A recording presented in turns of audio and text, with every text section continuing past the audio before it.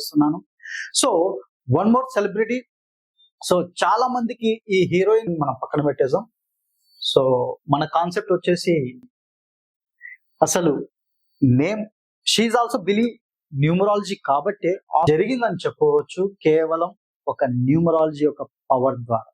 So ఇక్కడ తర్వాత year 1995 total చేస్తే 6 వస్తుంది. 6 ని చూడలేదు బికాస్ ఆఫ్ నెంబర్ 5 మర్క్యూరీ కూడా 32 మీదకి వచ్చింది. అంటే align with her date of.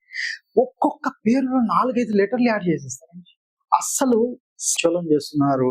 వాళ్ళది కాదు తప్పు, మీది. డెఫినెట్ గా మీదని నేను చెప్తానా? కాదు కదా.